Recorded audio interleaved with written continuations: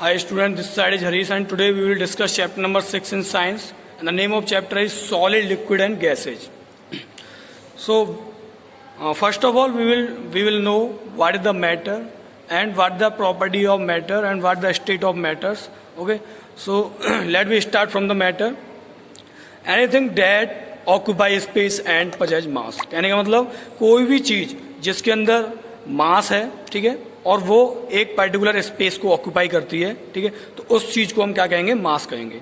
Next चीज आती है state of matter.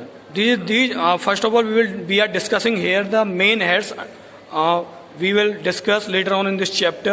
So first of all we will take an overview of all terms and all the major heads of this chapter.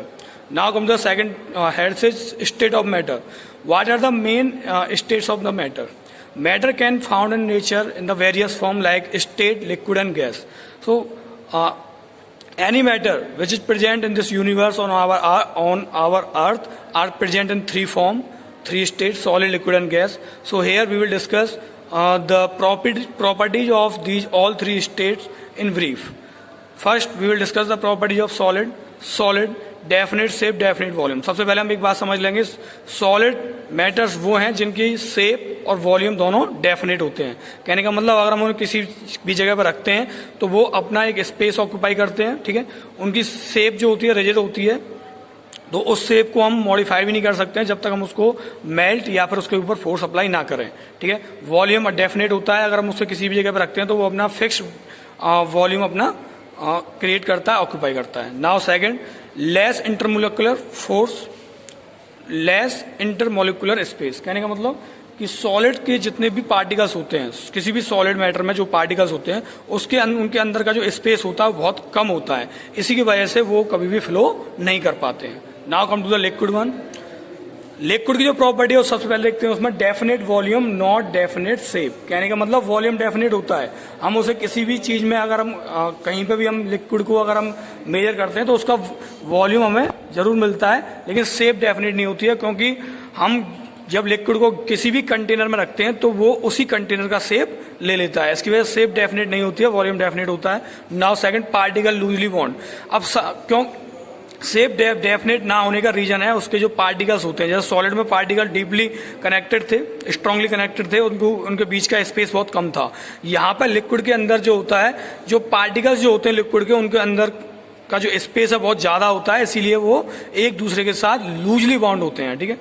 Flow from higher level to low level. अब क्योंकि particle loosely bound है तो उनके अंदर का जो intermolecular force of attraction है वो कम होता है सॉलिड की कंपैरिजन में, और वो हायर लेवल से लो लेवल की साइड में मूव करने की टेंडेंसी रखते हैं. यहाँ पे हम समझ लेते हैं सॉल्वेंट और सॉल्यूशन क्या होता है. सॉल्यूट वो सारे मैटर्स होते हैं जो कि किसी भी लिक्विड के अंदर डिजोल्व किए जा सकते हैं, उन्हें सॉल्यूट कहते हैं. सॉल्वेंट वो लिक्विड होता है जिसमें हम सॉल्यूट को डिजोल्व करते हैं, और इन दोनों को मिला के जो भी सबस्टेंस बनता है, जो भी मैटर बनता है, वो हमारा सॉल्यूशन होता है, ठीक है. जैसे हम बात करें लिक्विड वाटर में अगर हम शुगर को अगर हम डिजोल्व करते हैं तो हमारे अंदर वाटर और शुगर का एक सॉल्यूशन मिलता है. यहाँ पे सॉल्यूट जो होगा वो शुगर होगी, ठीक है. सॉल्वेंट जो होगा वो वाटर होगा, और सॉल्यूशन जो होगा वो शुगर और वाटर का मिक्सचर होगा. Now come to the gas. This is the third form of the state, third state of the matter, gas. Neither definite shape, definite volume. क्योंकि क्या होता है कि जो गैसेज होते हैं उनकी शेप और वॉल्यूम, शेप मतलब जो उसका जो साइज है वो किसी भी जगह पे फिक्स नहीं होता है, और वॉल्यूम भी उसका डेफिनेट नहीं होता है, क्योंकि उसके पार्टिकल्स बहुत ज्यादा एक दूसरे से अलग अलग होते हैं. Particles are far apart from each other. कहने का मतलब उसके जो पार्टिकल्स होते हैं उसके अंदर इंटरमोलिकुलर फोर्स ऑफ अट्रैक्शन कम होता है, इसी वजह से इंटरमोलिकुलर स्पेस बहुत ज्यादा होने की वजह से उसका शेप और वॉल्यूम दोनों डेफिनेट नहीं होते हैं. फ्लो एवरीवेयर, ठीक है, क्योंकि उनके अंदर का जो फोर्स ऑफ अट्रैक्शन कम है, मॉलिकुलर फोर्स ऑफ अट्रैक्शन, इसके लिए वो किसी भी डायरेक्शन में फ्लो करने के लिए फ्री होते हैं, ठीक है. यहाँ पर अगर हम बात करें कंपोजिशन की तो हमारे एटमॉस्फेयर में बहुत सारी गैसेज अवेलेबल हैं. Air is the mixture of gases, ठीक है. उस अगर हम कंपोजिशन की बात करें तो इसके अंदर नाइट्रोजन सबसे ज्यादा क्वांटिटी में अवेलेबल होता है. उसके बाद नाइट्रोजन के बाद ऑक्सीजन, फिर उसके बाद कार्बन डाइऑक्साइड, और इसी तरह हर गैस का अपना एक फिक्स कंपोजिशन हमारी एयर में अवेलेबल है। Now come to the movement of air. हमारी जो एयर की मूवमेंट है वो डिपेंड करती है प्रेशर के ऊपर, प्रेशर और टेम्परेचर के ऊपर। जहां पर टेम्परेचर ज़्यादा होता है वहां एयर प्रेशर बहुत कम होता है। इसकी वजह से जो एयर है, लाइट एयर, वो अपवर्ड डायरेक्शन में मूव करती है और उसकी जगह पे हाई प्रेशराइज मॉइस्चराइज जो एयर है वो उसका स्पेस ऑक्यूपाई करती है, तो एक कॉन्वेक्शन करंट वहां पे फॉलो होती है। इसी कॉन्वेक्शन करंट के थ्रू एयर की मूवमेंट चलती है। अब हम बात करें सी ब्रीज, जो समुद्र से आने वाली ठंडी ठंडी हवाएं होती हैं वो कैसे बनती हैं। क्योंकि दिन के टाइम पे क्या होता है, दिन के टाइम पे लैंड बहुत जल्दी गर्म हो जाती है लेकिन सी वाटर गर्म नहीं होता है, तो वहां पे वो ठंडा बना रहता है। तो उस टाइम पे क्या होता है कि लैंड साइड से चलने वाली गर्म हवाएं वो हल्की होने के बाद, लाइट होने के बाद, क्योंकि उनका मॉइस्चर कम हो जाता है गर्म हीट की वजह से, तो वो सी साइड में फ्लो करती हैं और सी साइड की जो ठंडी हवा है वो उसको रिप्लेस करती है लैंड साइड की ओर। ठीक है, तो ये लैंड साइड में जो सी की साइड से चलने वाली ठंडी हवाएं होती हैं उनको सी ब्रीज कहते हैं। नाइट के टाइम पे जो वाटर होता है वो बहुत जल्दी ठंडा नहीं होता, लेकिन लैंड का जो सरफेस है वो ठंडा हो जाता है। तो इसलिए ओशन की या सी की साइड से चलने वाली गर्म हवाएं लैंड से चलने वाली ठंडी हवाओं को रिप्लेस करती हैं, तो ये लैंड ब्रिज बनती है। मानसून ब्रिज में क्या होता है कि ये एक बड़े लेवल पे हम बात करें तो गर्मियों के टाइम पे हमारे यहाँ का जो प्रेशर है, इंडियन कॉन्स्टिट्यूएंट्स का जो प्रेशर है वो कम हो जाता है in compare to the other country. So वहां से आने जो सी एरिया है, ठीक है, सी एरिया से आने वाली जो मॉइस्चराइज्ड एयर होती है या फिर हाई प्रेशराइज एयर होती हैं वो हमारे इंडियन सब कॉन्टिनेंट्स की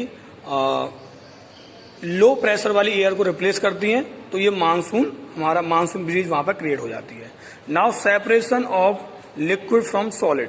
लिक्विड से सॉलिड्स को हम सेपरेट करने की हमारे पास 3 टेक्निक हैं। इसमें हम सिंपल फिल्ट्रेशन यूज कर सकते हैं, ठीक है, इसके अलावा सेडिमेंटेशन और डिकेंटेशन। इन प्रोसेस का सेडिमेंटेशन के साथ फिर हम डिकेंटेशन का प्रोसेस यूज करके लिक्विड से सॉलिड को सेपरेट कर सकते हैं। तो इस चीज को हम चैप्टर में डिटेल वाइज डिस्कस करेंगे। Now we come to the book. Okay, hi student, this side is Harish and today we will discuss chapter number 6, solid, liquid and gases. So before talking about the solid, liquid and gases, first of all we have to know about the matters. What is the matter? All things which occupy space, possess mass and are made up of matter. The all things which have space and possess mass, which all substances are called matter. मतलब जो भी चीजें हमारे surrounding में available हैं, जिनके अंदर mass होता है, स्पेस होता है, ठीक है, उस चीज को हम क्या कहते हैं, मैटर कहते हैं। All matter include all substance, item और ऑब्जेक्ट, वेदर सॉलिड, लिक्विड और, चाहे वो किसी भी फॉर्म में क्यों ना हो, सॉलिड, लिक्विड या गैस किसी भी फॉर्म में क्यों ना हो, ठीक है, तो हम उसे मैटर ही कंसीडर करेंगे। Now come to next one, some matter like a tree और वेंचेज इज विजिबल। अब जो मैटर्स होते हैं उनमें कुछ मैटर्स विजिबल होते हैं, कुछ मैटर इनविजिबल होते हैं। जैसे ट्री और वेंच ये विजिबल हैं, ठीक है, लाइक एयर एंड बैक्टीरिया ये इनविजिबल हैं, ठीक है। Now come to next one, state of matter. हमारे पास जितने भी ऑब्जेक्ट या जितने भी सबस्टेंस हमारे यूनिवर्स पे अवेलेबल हैं, हमारे अर्थ प्लैनेट पे अवेलेबल हैं, वो सारे 3 फॉर्म में एग्जिस्ट करते हैं, solid, liquid and gas. These have different property. और इन सारे जो स्टेट हैं, जितनी भी सारी ये तीनों स्टेट हैं, तीनों स्टेट्स में हर सबस्टेंस की प्रॉपर्टीज डिफरेंट होती हैं। तो सबसे पहले हम सॉलिड स्टेट में जो मैटर्स हैं उनकी प्रॉपर्टीज के बारे में डिस्कस करते हैं। Solid have definite shape and geometry, ठीक है, उनकी सॉलिड के अंदर आने वाले जितने भी मटेरियल्स हैं उन सब मैटर्स की शेप हमारी फिक्स होती है, उनकी बनावट हमारी फिक्स होती है। ऑक्यूपाई स्पेस एंड हैव मास, ये स्पेस ऑक्यूपाई करते हैं, उनके अंदर मास होता है। Stone, ice, gate, these all are the example, ठीक है। All of these have a definite shape that can be change only by breaking और मेल्टिंग ऑफ दीज सॉलिड की शेप को चेंज करने के लिए हमें उसको प्रेशराइज करना होता है, ब्रेक करना होता है या फिर मेल्ट करना होता है, अदरवाइज उनकी शेप और साइज उनका फिक्स होता है। यहाँ पे आप एग्जांपल देख सकते हैं स्टोन, आइस और आयरन गेट का। इनको हम इजीली ब्रेक डाउन नहीं कर सकते हैं, ठीक है, क्योंकि इनके अंदर का जो स्पेस होता है, मॉलिक्यूल या पार्टिकल्स के बीच का स्पेस होता है, बहुत कम होता है। इसकी वजह से ये सॉलिड होते हैं और फ्लो नहीं कर पाते हैं। Because the particles are densely connected to each other and the intermolecular force of attraction is very high, so that's why the volume of these solid are fixed. The particles of solid are tightly bound to each other, जैसे कि मैं आपको already बता सकता हूँ और ये बता चुका हूँ, और ये क्योंकि पार्टिकल्स टाइटली बाउंड होते हैं इसकी वजह से फ्लो नहीं करते हैं. सॉलिड है, द पार्टिकल ऑफ सॉलिड है small space between them, solid के पार्टिकल्स के बीच का स्पेस बहुत कम होता है जिसकी वजह से फ्लो नहीं करते. Now we come to that, we discuss the properties of liquid. Liquid have a definite volume but do not have definite shape. Definite volume तो होता है, ठीक है, क्योंकि एक प्रॉपर स्पेस ऑक्यूपाई करने की वजह से उसका डेफिनेट वॉल्यूम होता है, लेकिन शेप डेफिनेट नहीं होती है क्योंकि पार्टिकल्स के बीच का जो स्पेस होता है वो बहुत कम होता है. Occupy space and have mass, space भी ऑक्यूपाई करते हैं, मास भी होता है, ठीक है. लेकिन अगर हम उसके शेप की बात करें तो लिक्विड का शेप वो शेप होता है जिस भी कंटेनर में हम लिक्विड को हम डालते हैं, लिक्विड को रखते हैं, वो उसी कंटेनर की शेप ऑक्यूपाई कर लेता है. इसमें आप देख सकते हैं यहाँ पे एक मग में हमने वाटर को डाला हुआ है तो उसने मग का शेप ले लिया, यहाँ बोतल का शेप ले लिया, ठीक है. Liquid boils when it will heated and disappear after some time. कहने का मतलब ये है कि अगर हम किसी लिक्विड को अगर हम बॉयल करते हैं किसी हीट पे, तो हीट पे बॉयल होने के बाद में वो वहां से डिसअपियर होना स्टार्ट हो जाता है, वेपर में कन्वर्ट हो जाता है. Particle of liquids are somewhat loosely bounded. जैसे मैंने आपको बताया था सॉलिड में स्ट्रांगली कनेक्टेड होते हैं, यहाँ पर लूजली बाउंड होते हैं, इसकी वजह से ये फ्लो कर पाते हैं हाई लेवल से लोअर लेवल की साइड में. The particle of liquid have more space between them as compare to solid. Solid के कंपेयर में इसके अंदर जो पार्टिकल के अंदर स्पेस है वो ज्यादा होता है. That's why solid like salt and sugar added into them disappear. ठीक है, क्योंकि इनके पार्टिकल के बीच में स्पेस होता है और उस स्पेस को कोई सॉल्यूट आगे उसको ऑक्यूपाई कर लेता है और वो सॉल्यूट जो सॉलिड फॉर्म में है वो उसके अंदर डिजॉल्व होकर डिसअपियर हो जाता है. जैसे हम बात करें यहाँ पे शुगर इन वाटर, अगर हम वाटर में किसी कंटेनर में अगर हम वाटर लेके उसके अंदर शुगर को डिजोल्व करते हैं तो क्या होता है कि शुगर के पार्टिकल्स वाटर के अंदर कंप्लीटली डिजोल्व हो जाते हैं. क्यों? क्योंकि वाटर के जो पार्टिकल्स हैं उनके बीच में गैप होता है, स्पेस होता है, और उस स्पेस को सॉलिड शुगर के पार्टिकल्स उसको ऑक्यूपाई कर लेते हैं और कंप्लीटली डिजोल्व हो जाते हैं. इसीलिए उसका जो वॉल्यूम है, वाटर का जो वॉल्यूम है वो चेंज नहीं होता है, क्योंकि जो एम्प्टी स्पेस था पार्टिकल्स के बीच में, वाटर के पार्टिकल्स के बीच में जो एम्प्टी स्पेस था उसको शुगर के पार्टिकल्स ने ऑक्यूपाई कर लिया, तो हमारा वॉल्यूम भी सेम रहा और शुगर के जो पार्टिकल्स हैं वो कंप्लीटली वाटर के अंदर डिजोल्व भी हो गए. ठीक है, नाउ सॉल्यूट, सॉल्वेंट और सॉल्यूशन को हम यहाँ पर देख लेते हैं. Some solid like sugar and salt are soluble in water. The solid that dissolve in water is called solute. Solute क्या होते हैं? ऐसे सॉलिड जो वाटर के अंदर इजीली डिजोल्व हो जाते हैं उन्हें हम सॉल्यूट कहते हैं, जैसे शुगर और साल्ट. और जिस लिक्विड के अंदर हम सॉलिड को डिजोल्व करते हैं उसे हम क्या कहते हैं? सॉल्वेंट कहते हैं. और सॉल्यूट और सॉल्वेंट को मिला के जो हमें लिक्विड मिलता है उस लिक्विड को हम क्या कहते हैं? सॉल्यूशन कहते हैं. तो solute plus solvent equal to solution. अब जो सॉल्यूट होते हैं वो दो टाइप के होते हैं. हमारे पास जो सबस्टेंस होते हैं वो दो टाइप के होते हैं. The substance that get dissolve in liquid, जो लिक्विड के अंदर जो सबस्टेंस डिजोल्व हो जाते हैं उन्हें हम क्या कहते हैं? सॉल्यूबल. ठीक है, जैसे साल्ट और शुगर पानी के अंदर, वाटर के अंदर सॉल्यूबल है, तो that's why this is the water and salt are soluble. Now कुछ सॉलिड्स ऐसे होते हैं जो वाटर या लिक्विड के अंदर डिजोल्व नहीं करते हैं, जैसे सॉलिड के अंदर अगर हम साल्ट और शुगर को अगर डिजोल्व करेंगे तो नहीं होगा, इसलिए इसे इनसॉल्यूबल कहा जाता है. Now come to the separation of liquid from solid. किसी भी लिक्विड से सॉलिड को या फिर सॉलिड से लिक्विड को सेपरेट करने के लिए हम क्या यूज करते हैं? ठीक है, एक तो हमारे पास फिल्ट्रेशन टेक्निक होती है, इसके थ्रू हम एक फिल्टर यूज करके अपने लिक्विड से हम सॉलिड से हम लिक्विड को अलग कर लेते हैं.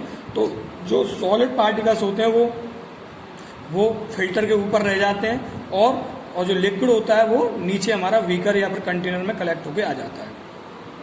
इन a liquid container insoluble solid particles like mud in water, chalk in water and liquid can be separated from solid by simple method like filtration, sedimentation and decantation. तो तीन प्रोसेस है यहाँ पे, फिल्ट्रेशन, सेडिमेंटेशन एंड डिकंटेशन. फिल्ट्रेशन में मैंने बताया आपको एक फिल्टर की हेल्प से हम वाटर को या लिक्विड को हम सेपरेट कर लेते हैं सॉलिड से. Now come to the sedimentation and decantation. देखो इसे आप घर की हेल्प से समझेंगे.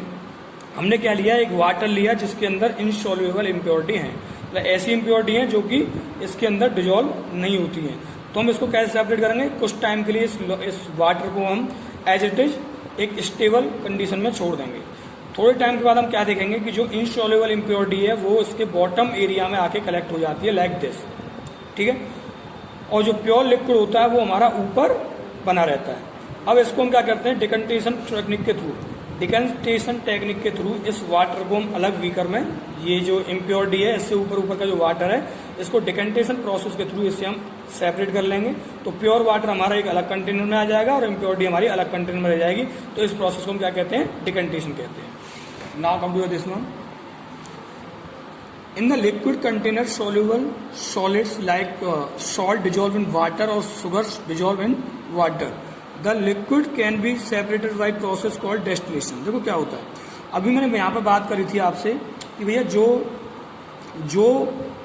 जो चीज़ें इनसॉल्युबल हैं लिक्विड के अंदर, तो उनको तो हम सेपरेशन या फिर सेडिमेंटेशन या फिर डिकंटेशन टेक्निक के थ्रू में हम अलग कर सकते हैं। लेकिन कुछ इम्प्योरिटीज ऐसी होती हैं जो कि वाटर के साथ डिजोल्व कर जाती हैं, ठीक है, तो उन्हें इन प्रोसेस से सेपरेट करना अलग मुश्किल होता है। तो वहां पे हम कौन सी प्रोसेस यूज करते हैं, डेस्टिलेशन। ध्यान रखेंगे, डेस्टिलेशन प्रोसेस का यूज किया जाता है। डेस्टिलेशन प्रोसेस में हम क्या करते हैं, कोई भी लिक्विड या कोई भी वाटर के अंदर कोई भी इम्प्योरिटी है या किसी भी लिक्विड के अंदर कोई भी इम्प्योरिटी है, उसको हम सबसे पहले किसी टेम्परेचर पे हीट करना स्टार्ट करेंगे, और जैसे जैसे टेम्परेचर राइज होता हुआ जाएगा लिक्विड का, तो वो एवोपरेट होना स्टार्ट हो जाएगा, ठीक है। एवोपरेट होने के बाद जो भी उसकी वेपर है उसे हम एक अलग कंटेनर पर कलेक्ट कर लेंगे, और ये जो अलग कंटेनर में जो भी लिक्विड कलेक्ट होकर जब कंडेंस होकर ये दोबारा लिक्विड बनेगा, तो ये लिक्विड, ठीक है, ओरिजिनल लिक्विड से डिफरेंट होगा, ठीक है, और ये प्योर होगा, ठीक है। तो इस टेक्निक को हम क्या कहते हैं, डेस्टिलेशन टेक्निक कहते हैं। डेस्टिलेशन टेक्निक पे क्या होता है कि किसी भी वाटर के अंदर डिफरेंट टाइप के अदर लिक्विड जो कि सॉल्युबल लिक्विड है वो उसमें डिजोल्व हो जाते हैं, तो उनको अलग करने के लिए उन्हें डिफरेंट टेम्परेचर पे हम उन्हें कलेक्ट करते हैं, उसकी वेपर को कलेक्ट करते हैं और एक अलग कंटेनर में रखते हैं। तो हमारे पास जो लिक्विड जो हमारे पास मिक्स था वो अब सेपरेट हो जाएगा। प्रॉपर्टीज ऑफ गैसेज, अब हम बात करते हैं थर्ड स्टेट की बात करते हैं। थर्ड स्टेट है हमारे पास गैस। गैस के अंदर आप सबसे पहले एक चीज नोट कर लेंगे कि यहाँ पर gas have neither fix shape और नॉर हैव डेफिनेट वॉल्यूम, मतलब गैस में ना तो शेप फिक्स होती है और ना ही वॉल्यूम फिक्स होता है। इसका सबसे बड़ा रीजन है कि गैस के जो पार्टिकल हैं वो एक दूसरे से बहुत अलग अलग रहते हैं, इंटरमोलिकुलर फोर्स ऑफ अट्रैक्शन बहुत कम होता है, और इसी वजह से उसका जो मॉलिक्यूलर स्पेस है बहुत ज्यादा होता है।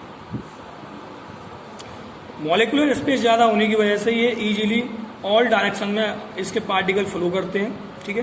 Most of the gases are not visible which can be felt, हम गैसेज ज्यादातर इनविजिबल होती हैं, इनको हम महसूस करते हैं, ठीक है।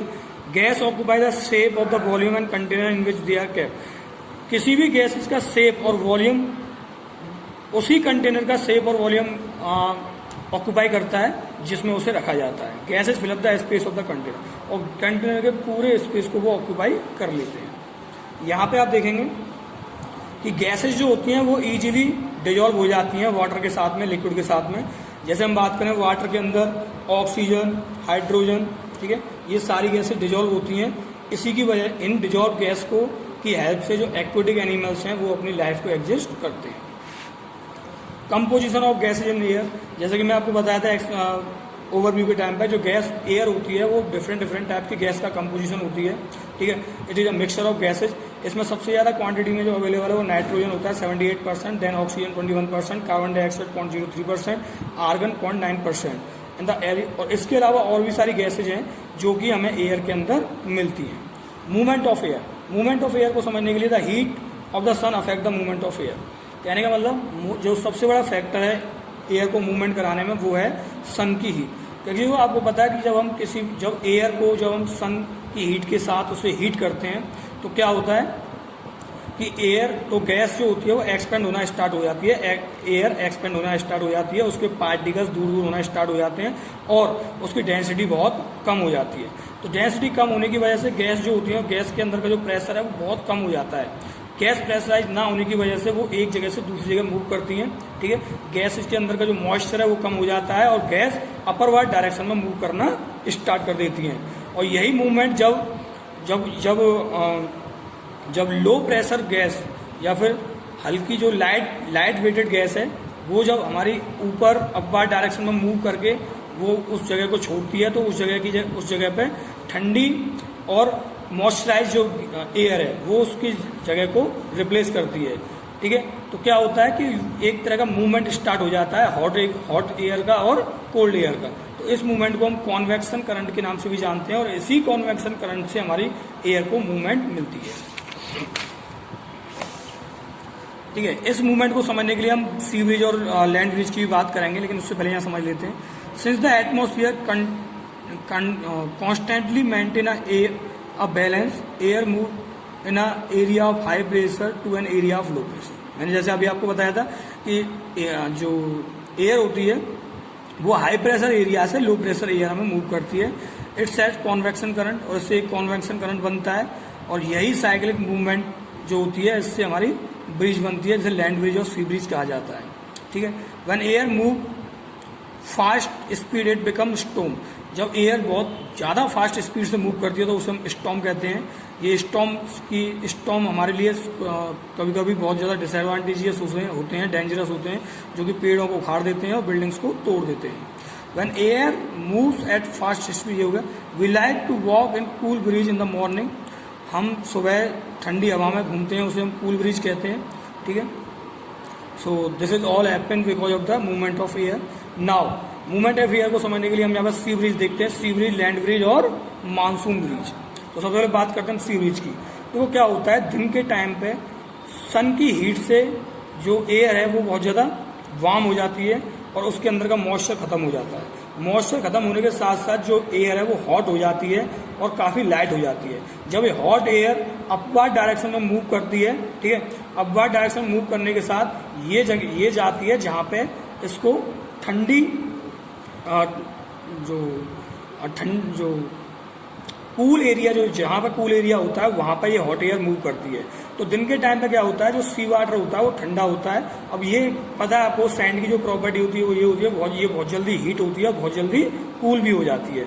तो दिन के टाइम पर ये बहुत, ठीक है, तो मैंने जैसे आपको बताया कि दिन के टाइम पर क्या होता है, दिन के टाइम पर बहुत ज़्यादा गर्मी होने की वजह से ये हॉट एयर कूल एयर की साइड में मूव करती है, या सी एरिया पे होने वाली जो कूल एयर है वो हमारी लैंड एरिया की साइड में मूव करती है। ठीक है, तो ये जो सर्कल बनता है इससे क्या होता है कि लैंड से, सी की साइड से आने वाली ठंडी हवाएं वो लैंड पे मूव करती हैं, जिसे हम सी ब्रिज कहते हैं। ठीक है, similarly at the time of night land breeze will flow from land to sea. इसमें क्या होता है कि नाइट के टाइम पे एयर जो लैंड एरिया है वो बहुत जल्दी ठंडा हो जाता है, लेकिन सी एरिया का जो वाटर है वो बहुत जल्दी ठंडा नहीं होता है। तो लैंड एरिया की जो ठंडी हवाएं हैं वो सी एरिया की साइड ब्लो करती हैं। तो इस मूवमेंट से जो कॉन्वेक्शन करंट बनती है वो हमारी लैंड ब्रिज होती है। वेंटिलेटर्स जो होते हैं वो इसी टेक्निक पर वर्क करते हैं। वेंटिलेटर्स में क्या होता है कि जो हमारे किचन और रूम में होने वाली जो हॉट एयर है वो काफ़ी लाइट होने की वजह से वो एयर हमारी अपवर्ड डायरेक्शन में मूव करती है और वेंटिलेटर्स के थ्रू से बाहर कर दिया जाता है और बाहर से आने वाली ठंडी हवाओं को अंदर लिया जाता है। तो एक्सेल जो होती है वो हॉट एयर होती है और इनहेल जो होती है वो फ्रेश एयर होती है, जो डोर्स और विंडो के थ्रू हमारे रूम में एंटर करती है। ठीक है, तो keeping the fresh air in the room. Now come to the monsoon breeze. देखो, जैसे कि आपको पता है कि जब गर्मियों के टाइम पे जो इंडियन सब कॉन्टिनेंट्स होते हैं वहाँ पे काफ़ी गर्मी होती है और जो सी साइड होता है वहाँ पे काफ़ी कूल वेदर होता है, जिसकी वजह से एयर काफ़ी मॉइस्चराइज एयर वहाँ से उठ के और इंडियन सब कॉन्टिनेंट्स की साइड में मूव करती है और इंडियन सब कॉन्टिनेंट से गर्म हवाएं सी एरिया की साइड में ब्लो करती हैं। ठीक है, तो these are gentle sea breeze and that bring a large amount of moisture. तो जो सी साइड से आने वाली जो हवाएं होती है उसमें बहुत ज़्यादा अमाउंट में मॉइस्चर होता है, that cause rain in the Indian सब कॉन्टिनेंट। और ये हमारे इंडियन सब कॉन्टिनेंट्स में आने के बाद, ठीक है, तो ये हमारे इंडियन सब कॉन्टिनेंट्स में आने के बाद यहाँ पर रेन हमारे यहाँ होना स्टार्ट हो जाती है मानसून ब्रिज की हेल्प से। So this is all about the explanation of this chapter. Now we come to the word meaning and question answer. Now we come to the part of book exercise of this chapter. In the question number first, choose the correct option. First question is anything that occupy space and has mass. ऐसी चीज जो कि मास, जिसके अंदर mass होता है और space occupy करती है, उसे हम क्या कहते हैं, matter. So option B will be correct. Which of the following can flow. इनमें से कौन है जो फ्लो कर सकता है। oxygen, oil, milk. As you can see, these all are the gases and liquids, so all of these can flow. The right answer is D. Which of the following is not a liquid? इनमें से कौन liquid नहीं है? ठीक है. As you can see here, the rest of three are liquid. The rest of three are liquid except oxygen. So option C will be correct. Now come to the fourth. Which of the following statement is true about solid? Solid के terms में कौन सा statement बिल्कुल true है? So option C will be correct. The molecule of solid is very closely packed. The soluble substance in water is chalk. Chalk can be soluble substance in water is salt, sugar, lemon drops, chalk. Here just make in correction in book. A soluble, it's not a soluble. Here should be a insoluble. Okay, insoluble. Because salt, sugar, and lemon drops are soluble in water, but chalk is not insoluble. So here will be insoluble substance. The option D will be correct. Which of the following is true about sea breeze? Sea breeze के terms में कौन सा statement correct है? It occur in night time, क्योंकि सी bridge जो होती है वो नाइट टाइम में चलती है. According to book note it will be a wrong answer. Which of the following is true about a sea breeze? It occur in day time, this is also correct. It move from sea to land, correct. It occur in night time. Which of the following is true? Here will be it not true, here will be false. Just make the correction in your book also. Which of the following is false about sea bridge? Sea bridge के terms में कौन सा statement false है? तो false statement जो होगा वो C होगा. It अगर in night time, क्योंकि sea bridge जो होती है वो डे टाइम में अगर होती है, sea to land होती है. ठीक है.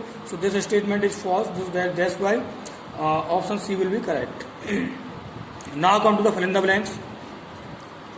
The amount of space matter take up is called its volume. जो स्पेस ऑक्यूपाई करते हैं, जो अमाउंट ऑफ स्पेस किसी भी मैटर के अंदर होता है उसे हम वॉल्यूम कहते हैं. ठीक है. Now fill in the blanks the substance that dissolve in solvent. Solvent में डिसॉल्व होने वाले सब्सटेंस को क्या कहते हैं? Solute. The solute and solvent together makes a solution. Winds are caused due to the difference in air pressure. जो wind flow होती है वो एयर प्रेशर में डिफरेंस की वजह से फ्लो होती है. Ventilator are always made fill in the blanks the window. Window के ऊपर हमेशा वेंटिलेटर लगाते हैं ताकि वार्म एयर राइज अप होके कमरे से या घर से बाहर जा सके. Now true false. Solid liquid and gas have definite shape and volume. False, क्योंकि इसमें गैसेज और लिक्विड जो होता है उसमें वॉल्यूम शेप डेफिनेट नहीं होती है. Matter is made up of molecule. या this is correct. Particle of liquid and gases are loosely packed compare to solid. Solid की कंपेयर में पार्टिकल लूजली कनेक्ट होते हैं लिक्विड और गैस में. That's correct. Water can be separated from rice by filtration. Rice में से पानी को अलग करने के लिए फिल्ट्रेशन प्रोसेस का यूज कर सकते हैं. Correct. At night land cool down faster as compare to water. Night के टाइम पर लैंड हमारी जल्दी ठंडी हो जाती है वाटर के कंपेरिजन में. That statement is also correct. Now matching. Salt. Salt का करेक्ट मैचिंग कॉलम बी में देखेंगे आप. Soluble in water because salt is soluble in water. Soft solution. Soft solution the right answer will be E. Soluble in oil. Small particle by which matter is made. Matter जिस small particle से बनता है उसका नाम है molecule. On heating liquid change into. Number 4 gas. Gas liquid को अगर हम हीट करते हैं तो वो गैस में कन्वर्ट हो जाता है. Sugar and water makes a solution. It's the right of fifth. The option C will be correct. Now we come to the word meaning and question answer. Okay, now we will check the question answer. You already have notes, handwritten notes of teachers. Now come to the question answer. First question is define matter. So here is the answer. Anything that has mass and occupy space is called matter. Matter वो होते हैं जो कि उनके अंदर अपना space होता है और अपना मास वो कंटेन करते हैं, उन्हें हम मैटर कहते हैं. Now come to the second question. What are soluble substances? The answer is the substance that get dissolve in liquid are called soluble substance. वो सब्सटेंस जो कि वाटर में डिजॉल्व हो जाते हैं उनको हम सॉल्युबल सब्सटेंस कहते हैं. Now number 3. Name the main gases present in air. Air में प्रेजेंट मेन गैसों के नाम बताएं. Oxygen, nitrogen and carbon dioxide the main gases present in the air. Air में प्रेजेंट मेन गैसों में से ऑक्सीजन, नाइट्रोजन और कार्बन डाइऑक्साइड हैं। Number 4, name 3 state of matter, compare the property of the 3 states of matter. हमें matter की 3 state बतानी है और उनकी प्रॉपर्टी को कंपेयर करना है। तो here the answer solid. Solid में जो प्रॉपर्टी है वो have definite shape and definite volume. Liquid second state है जिसमें प्रॉपर्टी है do not have definite shape and have definite volume. Now third is gas, इन इसकी प्रॉपर्टी है do not have definite shape and do not have definite volume. Now come to the next one. Does the volume of a liquid change if a solid get dissolved in it? अगर हम किसी भी liquid में अगर solid को dissolve कर देते हैं तो क्या उसका वॉल्यूम चेंज होगा? If no then why? Answer is no. किसी भी लिक्विड में अगर हम सॉलिड को कंप्लीटली डिजोल्व करते हैं तो उसके वॉल्यूम में चेंज नहीं होगा। क्यों?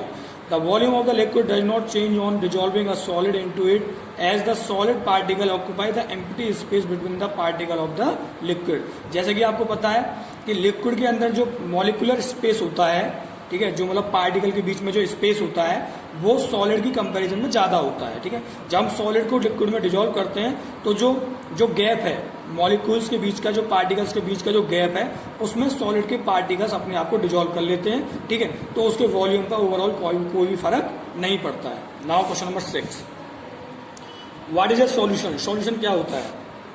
Answer number 6, the mixture of the solute and solvent is called solution. Solute और सॉल्वेंट के मिक्सचर को हम सॉल्यूशन कहते हैं। Now what the composition of air? Air का कंपोजिशन क्या होता है? एयर के कंपोजिशन में nitrogen 78%, oxygen 21%, carbon dioxide 0.03% and argon 0.09% and various other gases. और इसके अलावा और भी गैसेज इसके कंपोजिशन में आती हैं। What are land breeze and sea breeze called? Land breeze और सी ब्रिज किसके कारण बनती हैं? Now number 8, answer number 8, when the cool air move from land towards sea, then land breeze is called, while when cool air move from sea toward land, then sea breeze is called। कहने का मतलब जब ठंडी हवाएं land से सी की side में move करती हैं तो उसे लैंड ब्रिज कहते हैं, और जब ठंडी हवाएं सी से लैंड की साइड में मूव करती हैं तो उसे सी ब्रिज कहते हैं। So that is all about the question answer. Now let's have a look on the word meaning of chapter number 6.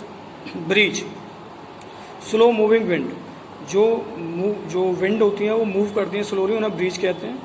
Solute, a substance that dissolve in liquid, ऐसे substance जो कि लिक्विड में डिजॉल्व होते हैं उन्हें हम क्या कहते हैं? The substance that dissolve in liquid are called solute. Volume, the space occupy by an object, किसी ऑब्जेक्ट के द्वारा जो स्पेस ऑक्यूपाई किया जाता है, जो स्पेस उसके अंदर इनबिल्ड होता है उसे हम वॉल्यूम कहते हैं। डिपेक्ट मतलब टू ड्रॉ, किसी चीज को बनाना। बाउंडेड मतलब टाई, किसी भी चीज का टाई होना चारों तरफ से। Solution, mixture of solute and solvent, solvent के मिक्सचर को सॉल्यूशन कहते हैं। Solvent, a liquid in which the state in which a solute can dissolve, किसी भी सॉलिड को जिस लिक्विड में हम डिजॉल्व करते हैं उसे हम सॉल्वेंट कहते हैं। Molecules, small particle of matter, किसी भी मैटर के स्मॉल पार्टिकल्स को मैटर कहते हैं, मॉलिक्यूल कहते हैं। गेंड मतलब large. Ventilators, a space in house for air to move, किसी भी हाउस में एयर को मूव करने की जो जगह होती है उसे हम वेंटिलेटर कहते हैं। ठीक है, जैसे बाहर निकालने की जगह होती है उसे वेंटिलेटर कहते हैं। Now finally we come to the science and senses, for which you can take help from the book notes also for the detailed description. Now here I am explaining the science and sense. Why we can press a solid, cannot press a solid. As I already told you at the time of explanation, because the solid particles, the particles in solid are closely packed. So जब closely packed है तो उनको compress करना बहुत hard होगा, तो इसलिए हम उसे compress नहीं कर पाते हैं. Why the gases can be squeezed into a smaller pieces?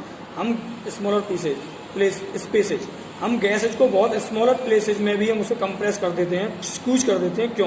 क्योंकि आपको पता है कि गैसेज के जो पार्टिकल होते हैं वो एक दूसरे से बहुत दूर होते हैं, इंटरमोलिकुलर फोर्स ऑफ अट्रैक्शन बहुत कम होता है, इसकी वजह से हम उसे इजीली स्क्वीज कर पाते हैं। Why are ventilator in house provided higher up in the wall why are as window. ठीक है, देखो विंडो से ऊपर वॉल के नीचे हम हमेशा वेंटिलेटर्स को रखते हैं, उसका क्या कारण है? ठीक है, तो उसका कारण है क्योंकि देखो जो वार्म एयर होती हैं वो उनका वेट काफ़ी लाइट हो जाता है, वो अपवर्ड डायरेक्शन में मूव करती हैं। तो वार्म एयर्स को वेंटिलेटर के थ्रू हाउस से बाहर निकालने के लिए हम वेंटिलेटर्स को हमेशा रूफ के पास, ठीक है, रूफ के पास और विंडो के ऊपर हम उसे प्लेस करते हैं ताकि गर्म एयर को हम बाहर मूव करा सकें और ठंडी एयर हमारे रूम में विंडो के थ्रू इंटर कर सके, ठीक है, विंडो या डोर्स के through. So this is all about the chapter number 6 in the science. I hope you like the question answers and book explanation. Thank you so much.